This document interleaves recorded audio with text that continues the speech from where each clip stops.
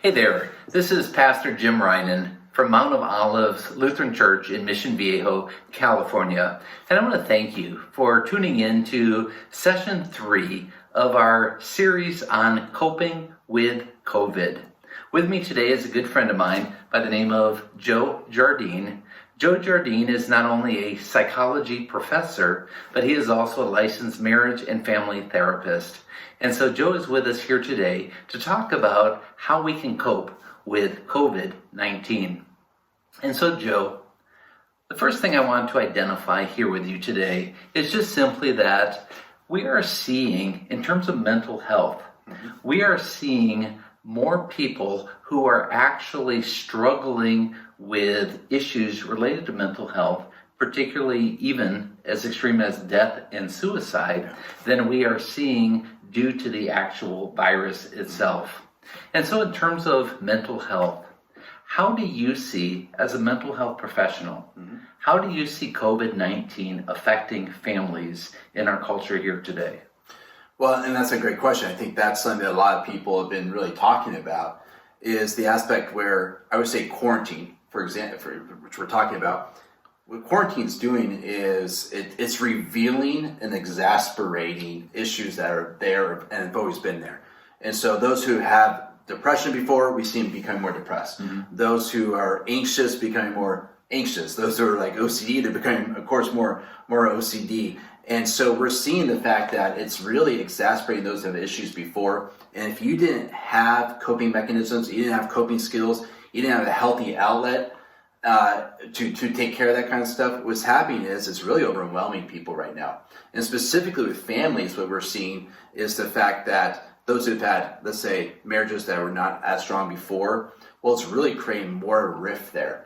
And for parents who've seen kids who they didn't know or even thought they had issues with mental health, they're seeing that being revealed because they can't hide it anymore.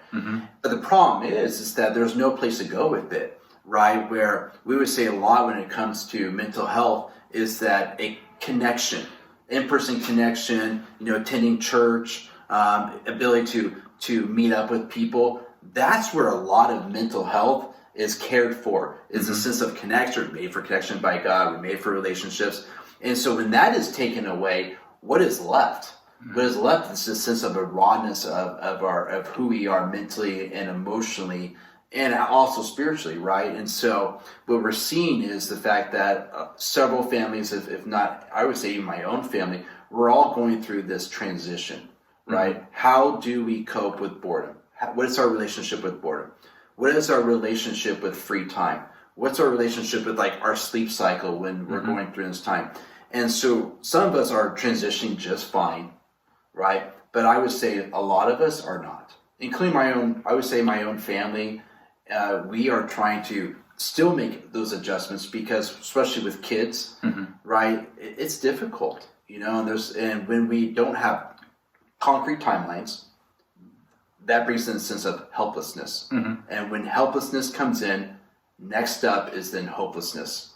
And so how do we resolve that? How do we stay active? How do we stay connected to help eliminate those emotions to get to a point where it's too much for us? And unfortunately, that could create certain type of thinking, certain type of thoughts, or certain type of behaviors that can be destructive. So certainly with the coronavirus, there is a lot of fear in terms of catching the virus. We quarantine, we stay home, we wear the mask, we have our social distancing, we're making sure we sanitize everything properly, and we're worried about the physical aspect of the virus. But what I'm hearing from you, Joe, is that there is also as much concern over our mental health as there is regarding our physical health. Well, you can't separate the two. And if there's a fear about your physical health, then your mind takes that in, and the byproduct of it, there's going to be some deficits with emotions and thought, right? In so many ways, we call it mental health like the silent killer, which is like this aspect of fear is a silent killer. Depression can be a silent killer. Anxiety can be a silent killer. And so when you're having, or when you're taking in so much, if it's news, social media, or it may be of either negative, stories, negative news, or fear-based or anxious-based information. So your brain takes that in, and your brain has a relationship with words, and the byproduct of that is you have to respond to that. And so for a lot of us, there is fear, there is more anxiety, there is more uncertainty. And so when we don't have concrete things to hold on to, like a timeline or certainty, what happens is we respond to it in unhealthy ways. But this is where, for a lot of us, I feel like, quarantine is in many ways revealing our foundation of who we are, our value system. Okay. Trust God, right? God is your value system. God is your foundation, right? And for some of us, we're like, man, we're great. Look at us. We're strong Christians. It's so great. You strip away church. You strip away all these different, youth groups, or it may be for kids, right? What happens with some of us, we realize, oh my gosh, it's our faith is being tested here. And that's where we got to go back to the basics. The spiritual disciplines are important. We got to pray, keep a spiritual journal. We need to recognize that we need to trust the scriptures. We need to stay close to God, stay close and connected to, as much as we can, to a church body. So I know you guys probably have online services like we all do, right? All that is important, as much as we can, to keep our spiritual disciplines, because that is the truth. Okay. And so when we have a hard time understanding what is right and wrong, because I tell you, for some of my clients, a lot of stuff they're talking about is, I don't know what to trust, who to trust, what information should I take on as foundational. That's when we got to just trust the God. We got to trust God. We got to trust the scriptures. We got to trust the Lord. You have me. And so everything goes back to that core value of who we are, which is we're made by God, to believe with God, to live with God, and to truly trust His word in that way. So when people become disconnected from God, when people become disconnected from their core beliefs, or even the community that fosters those beliefs, that's when we start to find ourselves struggling with depression, fear, anxiety, and even, as we've seen in extreme cases, suicide. Yes. In session number 1, for those of you who've tuned into session number 1, I talked about the idea that more is caught than taught. In other words, our kids are watching us as parents. Absolutely. And the way that we process stress will have a direct impact on the way our kids process stress. If we get completely out of control and feel anxiety and are overwhelmed by our circumstances, our kids will model that same behavior. Absolutely. More is caught than taught. So, Joe, could you speak a little bit to the parents in our audience tonight? Could you help our parents understand how they, as parents, can process stress, fear, anxiety in a healthy way, especially knowing that their kids are watching? Well, you bring up a great point, which is, I kind of say it in this way. You can teach with your words, but you transfer who you are to your kids. You can teach with your words, but you transfer who you are to your spouse or to employees, whatever it may be. And so, the aspect of dialogue or talk goes a certain, length, but really who we are is transferred to our kids. And let me tell you like a little background why that is true. We know that is God made us with something called mirroring neurons. And so mirroring neurons is basically what we see, we become.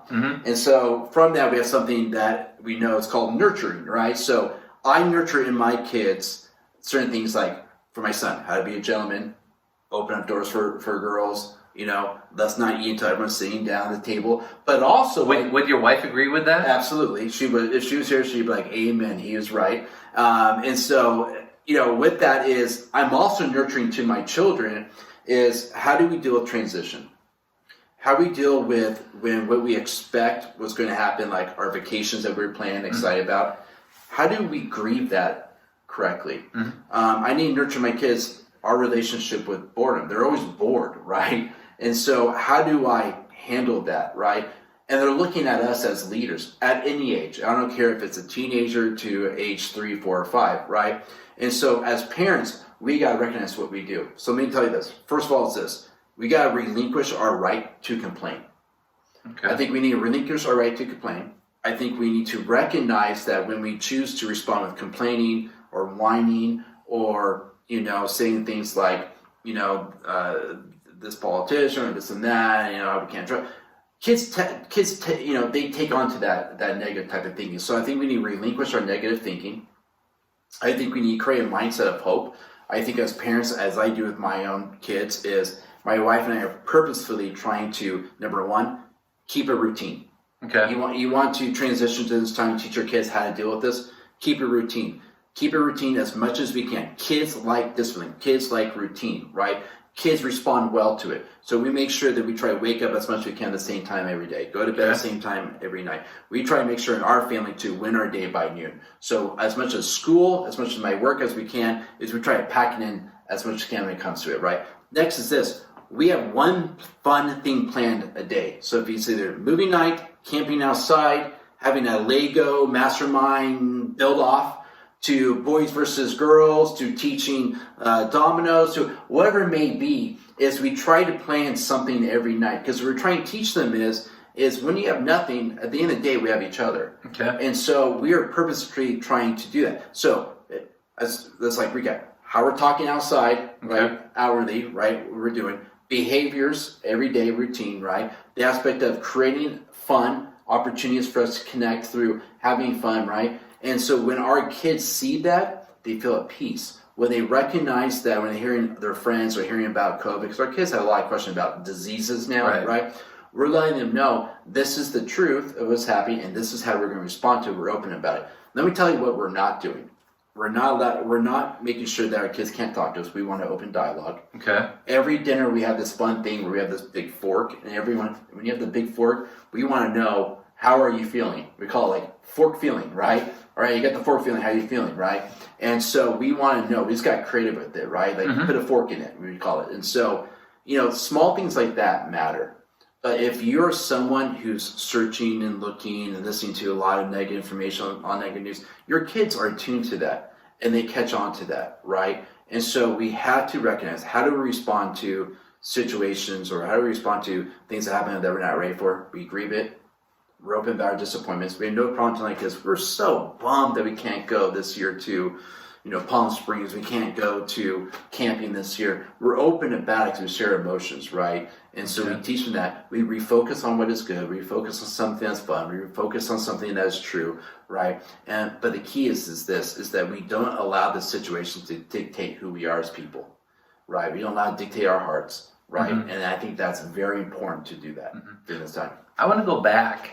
You talked about how important it is for us to relinquish some of these feelings that we have and not to express these negative emotions. Right. Did I hear you correctly? Yeah, I think that we have to relinquish the right to complain. I think that a lot of us feel like we have the right to complain about our situation, or it's just like with a lot of my kids who are graduating this year, either college or high schoolers I work with, is right away, my response to this is, look, you could grieve it, you could be sad about it, it is, but if you complain about it, we're making like one mistake into two, right? And so I don't want that to happen. Let's relinquish our right to complain, because complaining is contagious. Okay. But let me go one step further, is that in 2019, Harvard came out with really interesting research that shows one negative person who complains, right,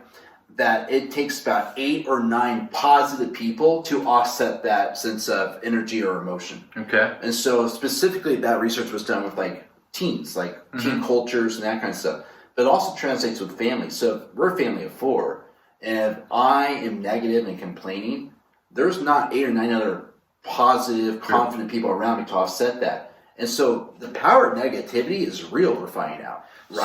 So what I'm hearing you say is we have to relinquish our need to complain, but yet my question remains, instead of bottling up all of those things I would be complaining about, I need to also maintain some sort of healthy outlet. Yes. When I feel anxious, yes. When I as a parent feel frustrated or angry, and I need to let it go. Yeah. It's not healthy for me to keep it in. Correct. But you're telling me I can't complain, So what do I do with this? Yeah, so we're talking about outward complaints. So what you're talking about is coping strategies or coping skills. Okay. Right. So let me give you a challenge during this time in quarantine that we're giving, all my clients, which is it's going to be old school. Spend 1% of your day journaling, writing out how you feel, writing out what you think, where your thoughts are. That's 14 minutes a day, 1% of your day. Just journal. Okay. I believe in this. My wife and I believe. We actually every morning we've been talking about this on Instagram. Is we need to go back to having a healthy source. Journaling does a few things. Number one, what we found out is that it rewrites your neural mapping of your brain, which means that if you're someone who's like sad, depressed about it, it actually reawakens positive neural mapping. Number two is it awakens actually or releases serotonin in your brain, so the feel-good chemical. Okay. If you're talking about taking out the trash. Right.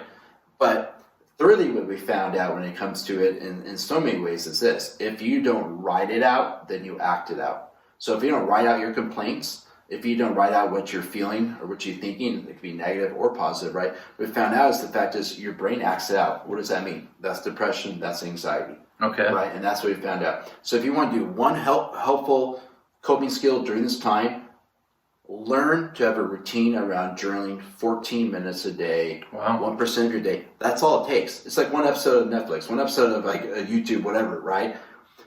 Start in the morning time, primes your day. It's a great way to do it. If you want another coping skill, during this time we should be exercising. Mm-hmm. We know exercise is very good. When you exercise, when you walk, or when you're able to do some type of like workout and you're thinking about things that are overwhelming you, we actually realize it kind of like breaks up that ground to plant new seeds of positivity or new seeds of confidence in what's going on. So that's healthy, right? We know that there's other ways to cope, whatever that may be, is actually talking about it with the right person. So for example, I would talk about if I have some grievances, what's going on, my wife and I could talk about that, but we don't do it in front of the kids. Okay. And so when the kids are in bed, that's when as adults we have these adult conversations. And my wife does a great job at just really empathizing, right? Not critiquing, not giving judgment, because sometimes we just need to be heard. Yeah. Right? And so those are great ways. And so talking it out, writing it out, exercising, if you start there, that's huge during this time. Yeah. I appreciate hearing that. We all need to have an outlet. And as parents, certainly we recognize that our kids are watching. Yes. And if we respond in negative ways in front of our kids, they are likely to act out in those same negative ways. Yes. And so we need to protect our kids by being cautious with our conduct. Right. So let me give you like a little example. Every morning, my kids are here, they'll tell you, my wife and I, we open up our journal. I read my daily bread as my devotion, right? And so, and my wife has something else she's reading. But we have these journals that we're writing, okay? And so at the same time we do that, our kids have their, their color crayons and a piece of paper and say, draw whatever you want.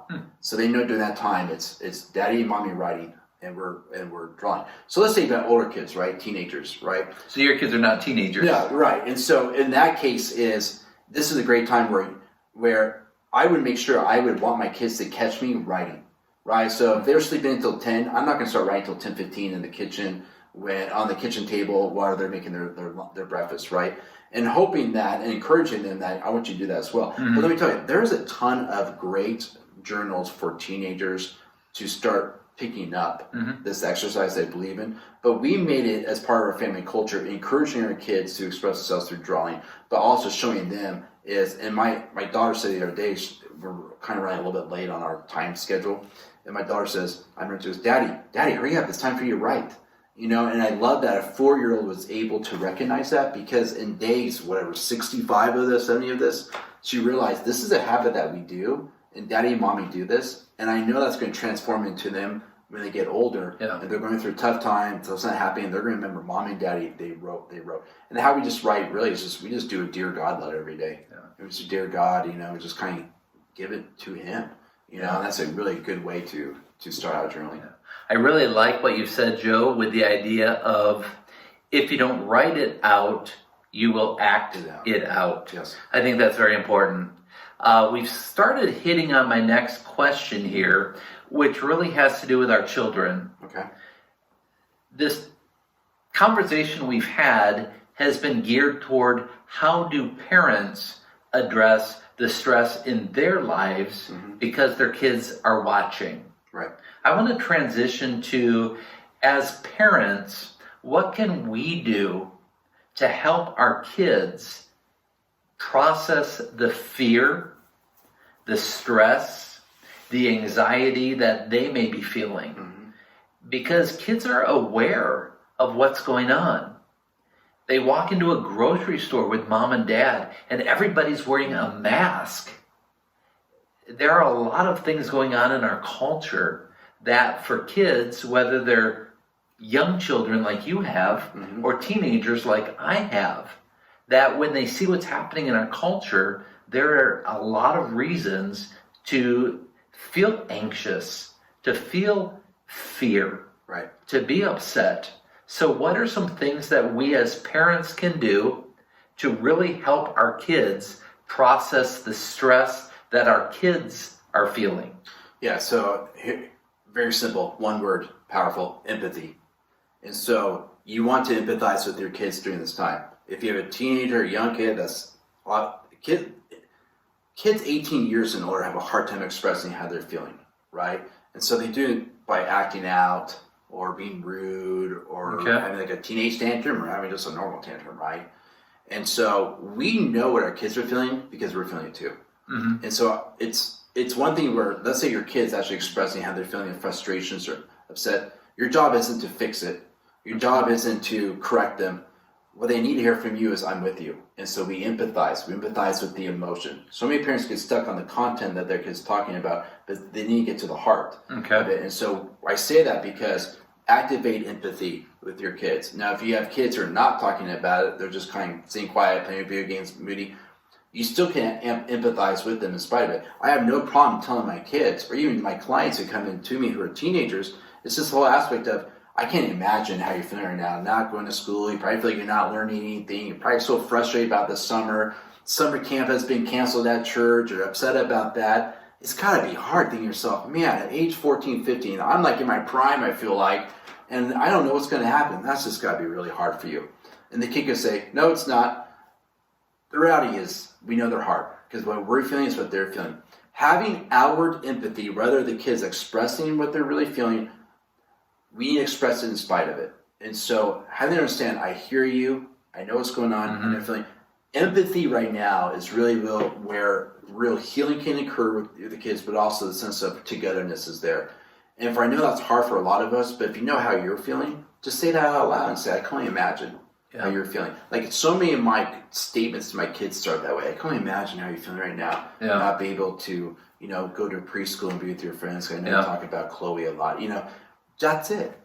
And that goes a long way because the heart needs to be heard, and the heart needs to know that you understand me and get me. And that's where trust is built, right? This isn't a time, like you're kind of talking before about the whole caught thing, like it's all about caught, not taught. Right. This isn't a time for teaching it. This is a time for trust. Okay. So more trusting moments than teaching moments during this time.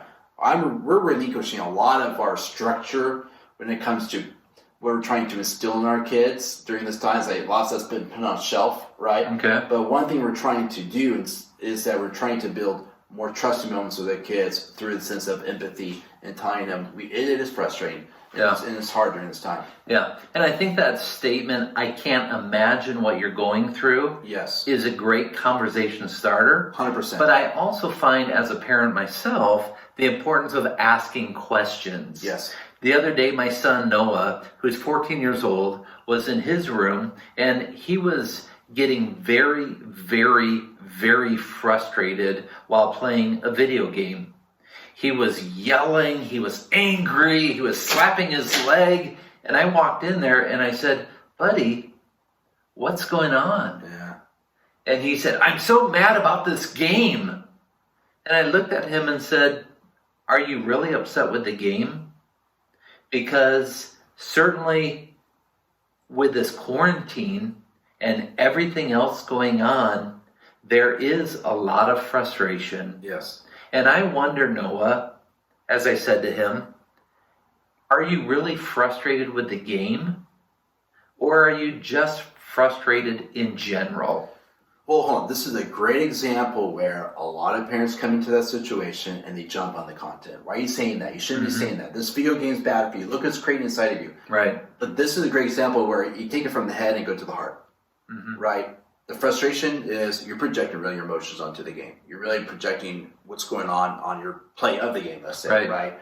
And so in that case and scenario, that's a great way that you did a great job coming in saying, you're frustrated, and I know you are. I really know it's not really about the game. Just frustrated by this situation. And guess what? I am too. Yeah. And that's the key part is you got to end it with, I am too. I am too. You know? And that's important. It's just like, if you ask a question to your kid and he says, fine, good, no, yes, tell me more. Right. You know, tell me more. Those Why are you good? Why are you fine? Why are you frustrated? The open-ended aspect. Sure. But let me tell you, this is not just with kids. This is with marriage, right? We're talking about like active listening skills, you know. And so if your marriage, it's not just your kids, but your marriage is kind of struggling during this time, this is where active listening skills is so important, like we're talking about right now. Don't get stuck with the content. Try to get to the emotion, empathy, tell me more, can't imagine how you're feeling. Those are all active words of I'm in it with you.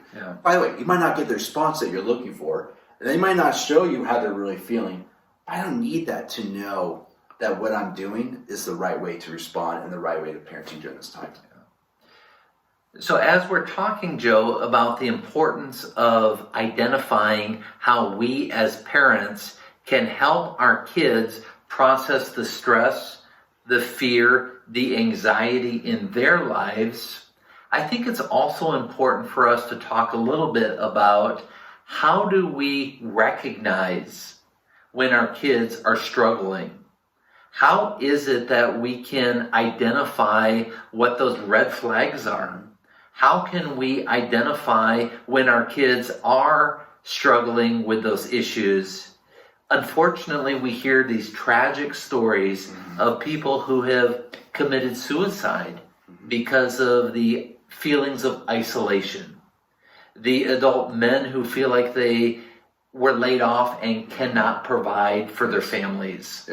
We hear these tragic stories of how this quarantine or these stay-at-home orders or because of COVID-19, the mental health issues have gotten so extreme that people have engaged in destructive behavior. So obviously as parents, our desire is to identify these behaviors before they result in these horrific outcomes. So can you identify for us and help the parents who are watching tonight be able to identify perhaps some warning signs? Yeah, like the engine lights on in the car, right? So, well, let me just put this out here, is trust your intuition as a parent. Okay. I feel that you got to trust your intuition. You got to trust that when you have certain feelings and thoughts, that could be the Holy Spirit telling you, like, awaken yourself to what could be happening. Okay. Right? So first of all, let's just start there. Don't doubt your intuition as a parent. No one knows your kid better than you do. No one knows your kid's behaviors better than you do. So because of that, trust it. And so if you have that type of thing that may be occurring, you have that kind of gut, get help. Like, there's so many professionals out there. We're trained for this. We know how to deal with it if it's getting to that place that we're fearing, right? But outside of that, right, where are some warning signs? Well, here we go. A kid's sleep cycle is off. So the kid's sleeping, going to bed at 1, 2 in the morning, or 3 in the morning, or they're up all night. Their sleep cycle is off. That's one of the biggest, symptoms of either depression and anxiety. Sleep cycle is off. Well, they could be feeling happy right now, and their sleep cycle is still off, because a lot of kids I know are kind of just like, I don't care, I can do what I want, right? But what I'm finding out is 2-3 weeks of that, when your sleep rhythm is off, it's going to lead to depression and anxiety. And so the byproduct is you were recognizing is that either you came into that way or you're going to come out of it that way if your sleep cycle is off, right? Okay. The next thing is this. Things that they found joy in and enjoyed, it brought them, a sense of happiness.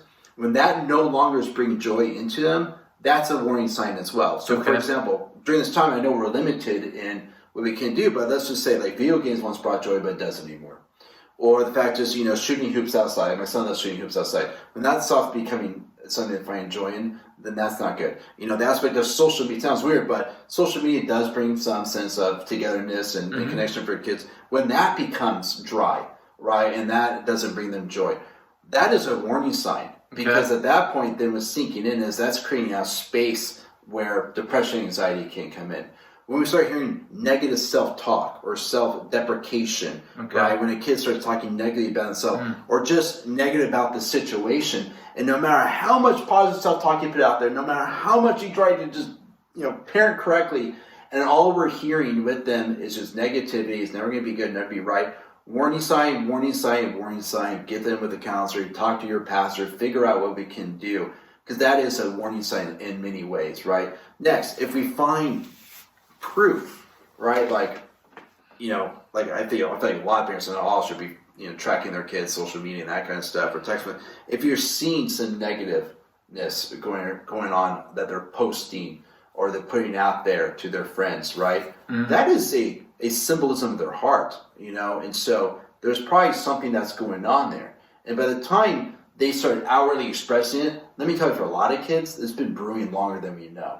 Right? And so when we see those symptoms, number one, be upfront with it. So as parents, we have to have hard conversations. Right. Don't be afraid to be honest with love, right? And say, I'm really concerned, really worried. Here's what's going on, right? And also, don't be afraid to let them know that if this continues, then we're going to have to find you some help, because I'm not going to take this risk during this time. And so, I would say those are the major factors. I know for me and my wife, I feel like we're pretty attuned with our kids. And so the moment you start recognizing this feeling of you're off, there's something, I could tell something's off with you.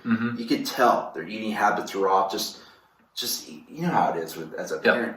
Trust that. Yeah. And a lot of the things you're describing as a parent of two teenage kids, I'm connecting with.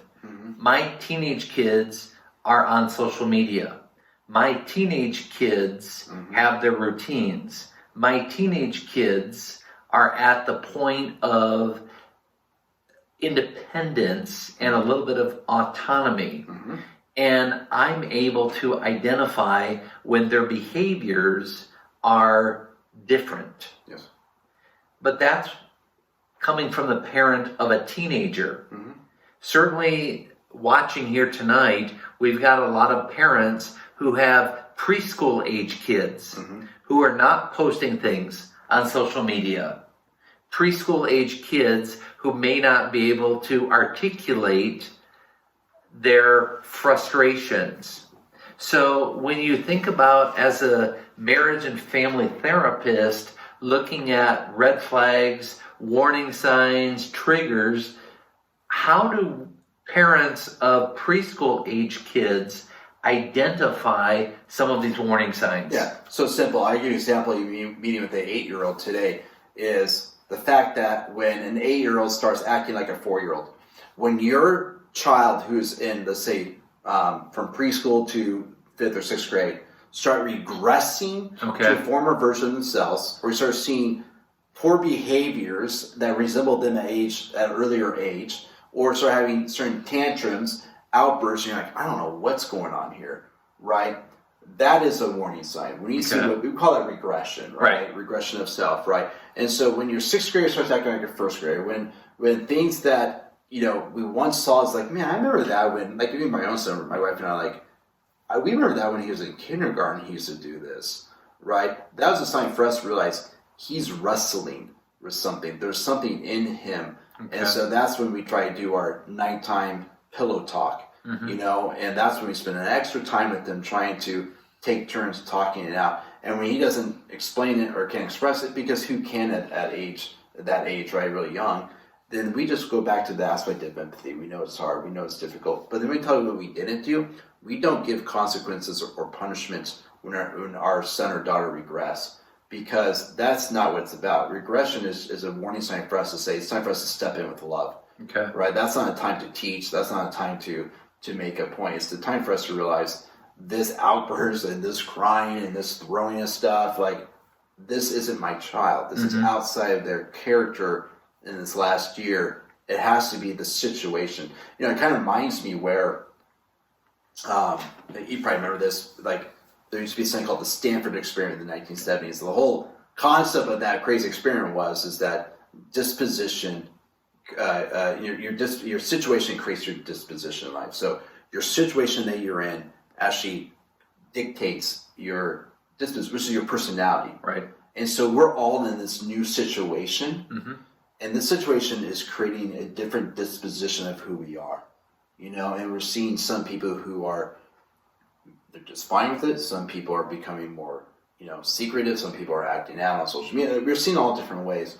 But with our young kids, 4, 5, 6, 7, 8, 9, 10, this is a new situation, and so their disposition may regress back to something else. That is a true sign of, like, okay, he or she is wrestling with something.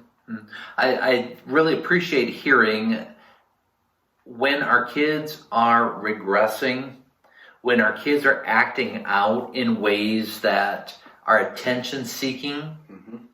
I think sometimes as parents, because we too are also frustrated with the quarantine, we too are also frustrated with the circumstance. We too are frustrated because we have been furloughed. We have received a cut in pay. We've got a lot of situations in our own lives. And when our kids act out and we're frustrated, sometimes our first reaction is to discipline them. Yes. And I really appreciate how important it is for us to recognize that when our kids are acting out, instead of immediately moving to a place of discipline, to be able to pause, to stop and ask the question, why are they behaving this way? Well, and so this is a great example of where stimulus, response, in between a stimulus and a response. So stimulus is my kids acting out, regressing, and then there's a response I have to give.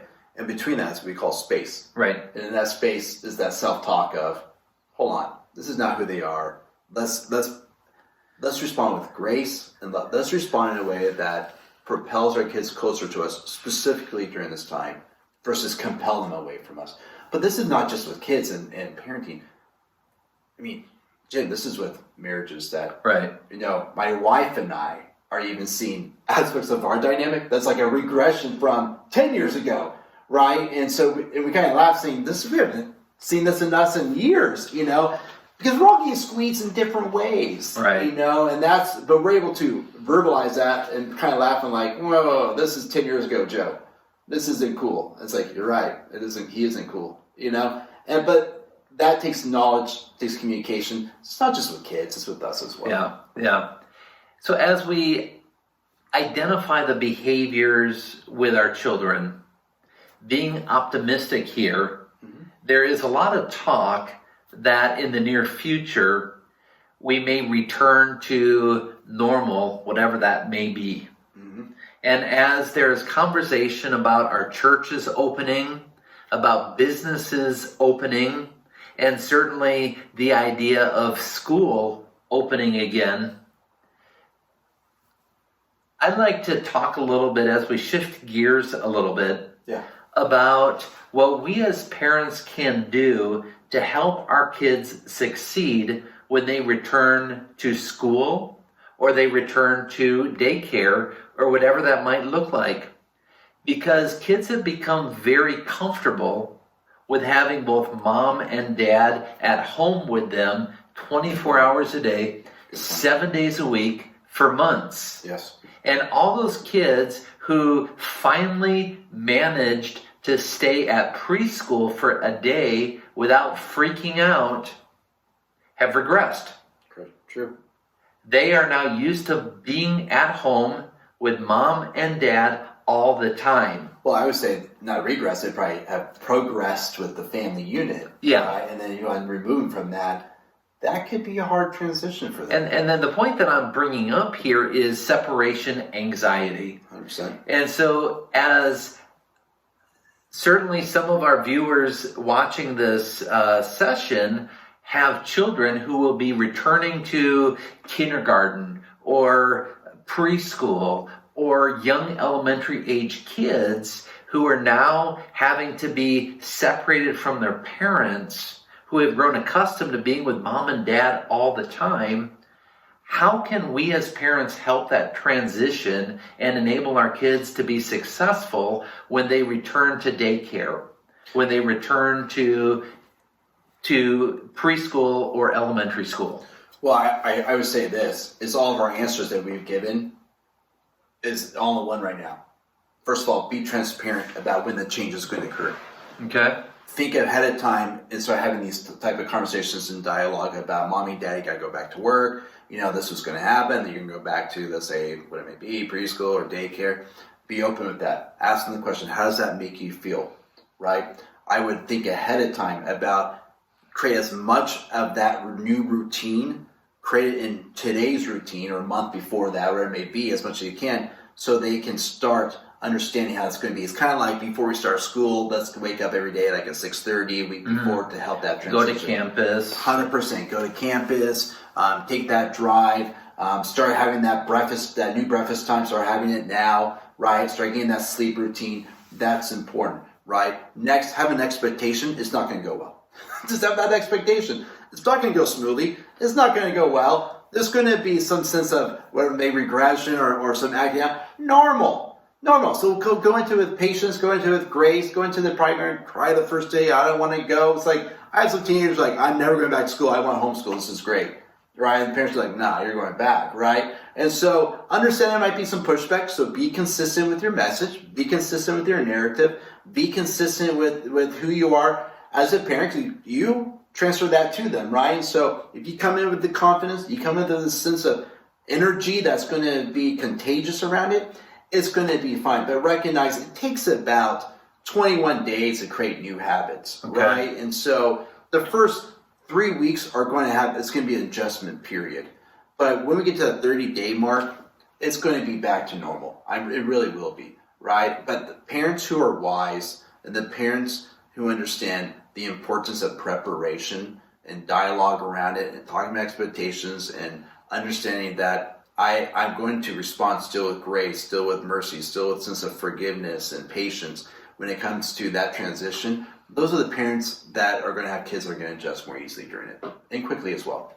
So if we go back in a month, how soon should we begin the time of preparation for young kids? Yeah. So I would do is, let's say we have that month of just warning. Then I would do the 21 days. I would start 3 weeks before that. Okay. That's what I would do. I wouldn't do a month out. That's just a lot, right? But I will talk about the dialogue. Hey, next month things are going to be different. Next month we're going to go back to how things used to be, and I think you'd be surprised that I think based on my experience with just my own kids and clients I see is there's a lot of people itching for that. I think there's a lot of people itching for a new normal that resembles somewhat of the old normal. Okay. I think that we'd be surprised how many kids have recognized that, online gameplay, Snapchat, Instagram, FaceTime, Zoom can't replace in-person connection. Right. And I think a lot of kids are recognizing that in spite of the complaints during normal school year, is having productivity and having an in-class teacher and seeing, homework being turned in and learning is something they do miss. I really do believe that. Yeah. Obviously, some people are like rolling their eyes like, you don't know my kid. I get that. But I think there is this vast majority, in my opinion, is some people are hungry to get back to that, including adults when it comes to work and business, whatever it may be. Yeah, you can only watch so much Joe Exotic. Yeah. That's so true. Hey, 8 episodes. Come on. They're good. So, as we conclude, I just want to simply ask you the question, kind of an open-ended question. What advice would you give to families, particularly, who are struggling with any issues related to this COVID-19 scare, to the idea of quarantine, to the stay-at-home experience? In closing, what would you say to families who are just struggling? They have tension, there's frustration, things at home are just tense. Yeah, I would say this is recognize the fact is don't allow the distraction of the noise that you're talking about to keep you from the opportunity that I believe that is here for every family. The opportunity that's here for every family is this, in spite of what's going on, is this is a great reset of who we are as a family when it comes to realigning our value system as families, realigning our relationship with time, schedule, and routine. I think a lot of us recognize we probably were overproducing, overachieving, and over really working out our family and our family dynamics or marriage. So I think it's an opportunity to reevaluate. I think it's an opportunity to reconnect. I think it's an opportunity for us to get creative. I often think this reminds me of when I first was married, barely have anything. You're in this apartment. All you have is you guys, you and your spouse, because there's not enough money to do anything else. But yet that was the most creative, fun, and you kind of miss that, right. You know? And so that is that opportunity if you choose to take it. Right. Some people are going to have this mindset of constant distractions that are occurring. They're going to search for it, and they're going to use this time to create escapism in not a healthy way. But this is an opportunity that I really believe for those who want it to be, and it's not too late yet either, is maybe this an opportunity to reevaluate our marriages, reevaluate our family, and reevaluate what has been taken away that we don't want to bring back, and what is stuff that we want to bring back that feeds our family in a healthy way. This is that time. And so it's not too late and make that happen. Yeah, I would agree 100%. We as a family have found this to be a very productive time.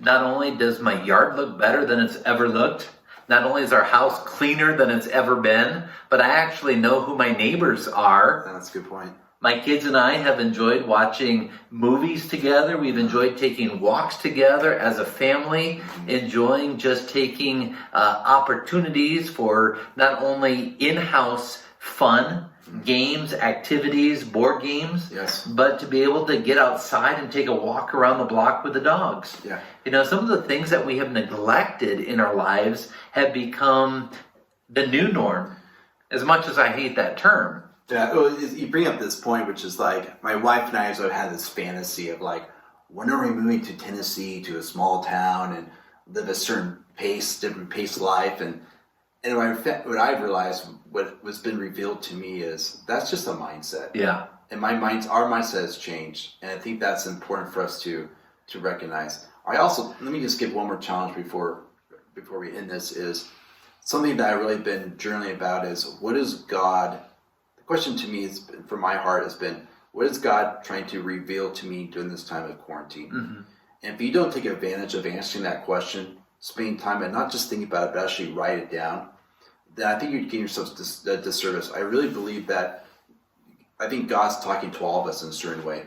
The fact is too much of your value and worth was on, let's say, like we get productivity, net worth, or what it may be, or a bottom line mentality, or is the fact is God's teaching us is you got to be okay with slow pace. You just need to change that. We were talking about off camera, right? The aspect of, this is probably the healthiest I've been in 8 years. Mm-hmm. I've never had the opportunity to actually be in a routine for working out, be in a routine of journaling, be in a routine to be with my family. I have made breakfast for my kids every single day so far, and my kids are still looking at me like, "You're still here, Dad?" I'm still here, right? I mean, like they're now getting used to like, this is Dad's role, and that's when the best conversations occur.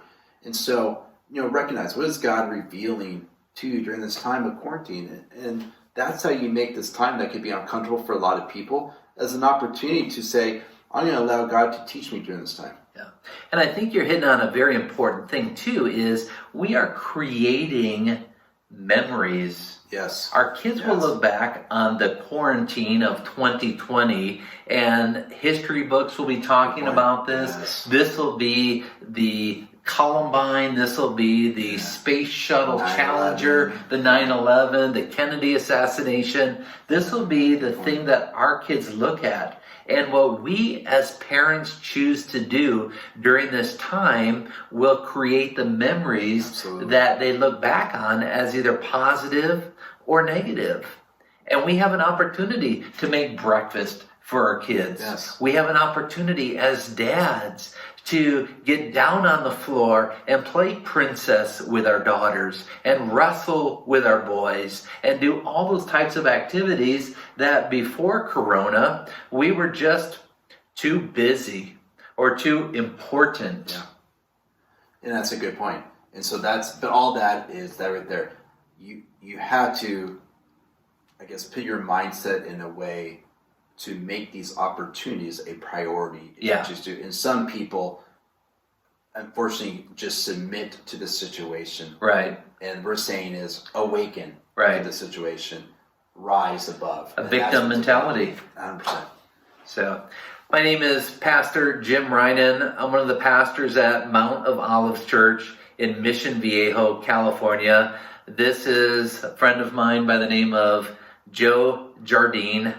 Joe is a psychology professor as well as a licensed marriage and family therapist in the area. And Joe, it's been a pleasure. Thank you for taking the time to share your professional experience with us and to enter into this dialogue this evening. Hey, thanks for having me. I love this. Great time.